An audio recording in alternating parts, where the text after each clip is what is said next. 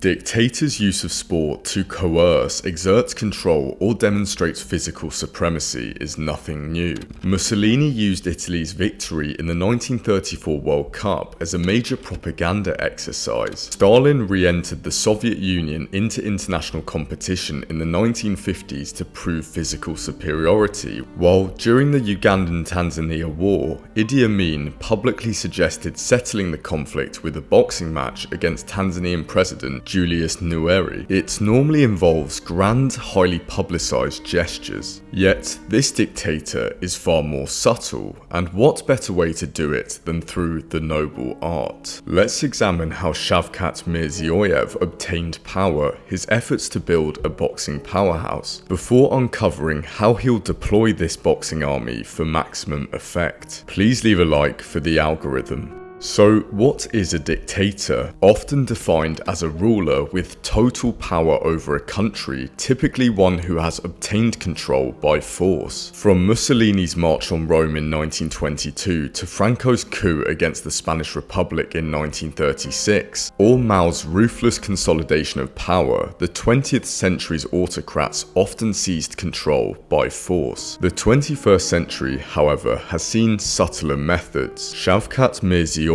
rose to Uzbekistan's presidency through ostensibly democratic elections in December 2016 and was then re-elected in 2021. Then, in July 2023, he called an early election, won yet again, and conveniently sidestepped the constitutional two-term limit by rewriting the constitution, allowing him to stay in power until 2040. Some sources even suggest his rise was backed by Russia's Vladimir Putin and Uzbek-born oligarch Alisher Usmanov, though not as totalitarian as his predecessor Islam Karimov, who literally boiled people alive. He's certainly showing early signs of being a dictator. So now this is established, let's evaluate his grand designs for boxing.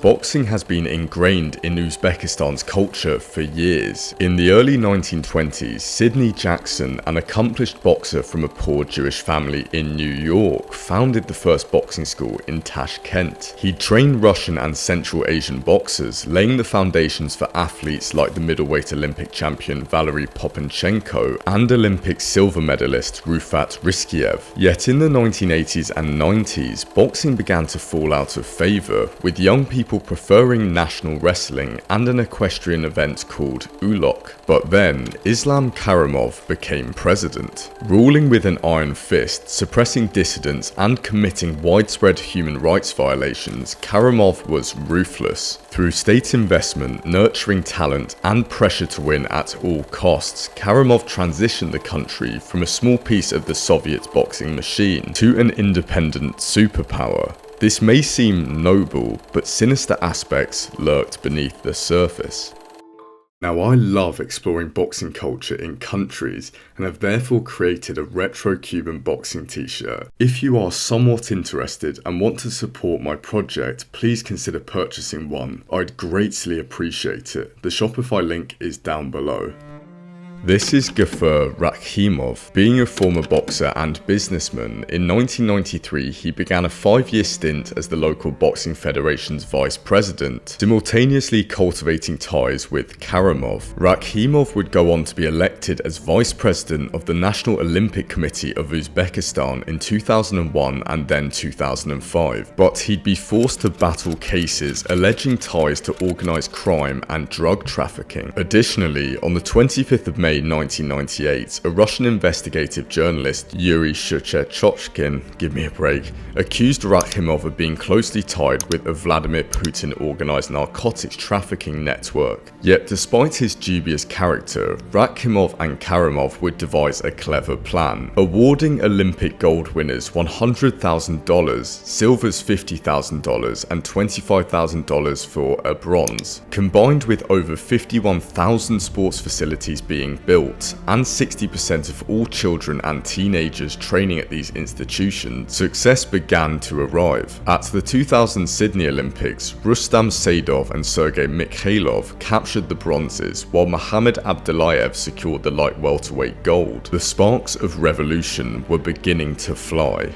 Next came Ruslan Chagayev. Nicknamed the White Tyson, Chagayev would become a chess piece in Karimov's mission to put Uzbekistan on the map. Though not officially confirmed, reports state that Karimov funded Chagayev's journey before awarding him with the Order of Outstanding Merit after beating Nikolai Valuev in 2007. The game was now simple: succeed on the international stage and you would be rewarded. And boxing seemed the best avenue to achieve this. At the London 2012 Olympics, Abos Atoyev won the bronze, being bestowed the title of Honoured Sportsman of Uzbekistan. The floodgates then opened. In 2014-15, in all age and weight categories, Uzbek boxers won 269 medals across international amateur tournaments. The Rio Olympics in 2016 brought added success, with 3 boxing golds, 2 silvers and 2 bronzes secured. Everything seemed to be going well for the Uzbek boxing machine, a nation with a young active population evidently desperate for boxing glory and prestige. But then Islam Karimov passed away. Having been effectively in power since 1989, the death was seismic. His strict control had cultivated an amateur boxing empire, but there was more to achieve. Furthermore, Rakhimov had actually become a thorn in Uzbekistan's side. See, on the 3rd of November 2018, Rakhimov was elected as the IABA president, which should have been good news for Uzbekistan's boxing prospects. However, by this point, his criminal background was fully catching up with him. Described by the US Treasury Department as one of Uzbekistan's leading criminals, Rakhimov's presidency saw the International Olympic Committee threatening to oust the sport from the Olympics. With Olympic success being the key metric for Uzbek boxing glory, this was a serious problem. Now, here comes our original dictator, Shavkat Mirziyoyev. His first step was to formally break from Rakhimov, largely as he'd become a stain on Uzbekistani prestige. In 2017, Mirziyoyev's government replaced Rakhimov as the vice president of the National Olympic Committee with his rival Salim Abduvaliev. Rakhimov was also made to further invest in the sports federation despite now having limited control, funding, but without the poisonous influence. The signs now seemed positive, with the Uzbekistan team finishing first at the 2019 World Boxing Championships. Yet the 2020 Tokyo Olympics would constitute a step backwards in many eyes, with only the super heavyweight Bakhtir Jalolov picking up a gold medal. Though not publicly expressed, I feel Shavkat was disappointed by the outcome. This caused the dictator to truly ramp up his efforts.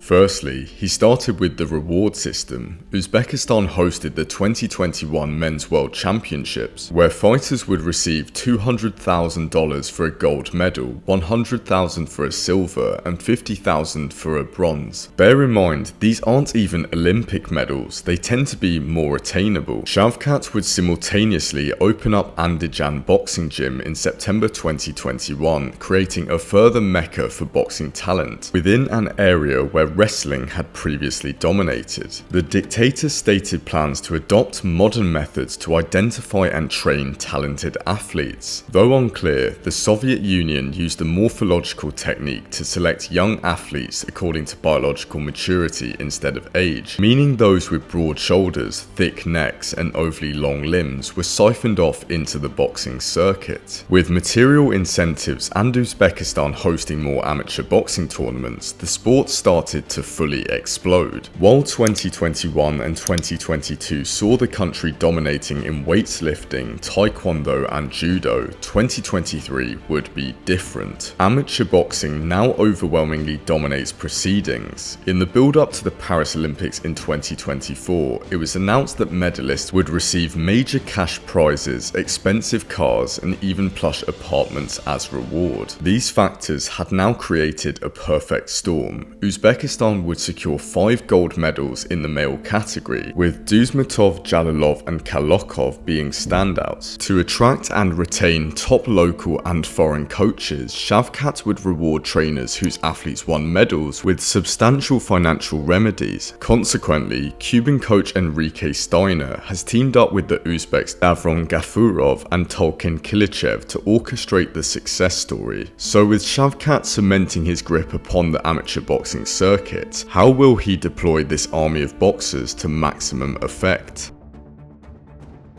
As of February 2025, Shavkat has doubled the sports budget to $230 million whilst launching the Presidential Olympics. Competitions in Olympic sports will now be held twice a year across the entire country, and the winners at district and regional levels will receive awards from local authorities. Top athletes will be awarded valuable prizes, houses and cars, as well as scholarships for 2 years of studying. These developments are aimed at ensuring Uzbekistan secures a top 10 finish at the 2028 Olympics, and with 5 of their 8 golds coming in boxing in the last Olympics, the sweet science will certainly be the main focus. The nation will be further buoyed by their and Kazakhstan's dominance at the World Boxing Championships in 2025. Essentially, Shavkat has built an army of boxing specialists, and I wouldn't be surprised if they capture every gold at the 2028 Olympics, but only time will tell. But now I'd like to hear what you guys think. Will Uzbekistan proceed to dominate the amateur circuit, akin to the Cuban success of the 80s and 90s? I'm not sure we've seen a leader dedicate these sort of resources to essentially one Olympic competition. And with 36 million people behind it, who knows what they'll achieve? If you enjoyed this video, please consider liking and subscribing, it really does mean the most. More content will be on its way soon. Why not grab a t-shirt while you're here? All the best, guys. Cheers.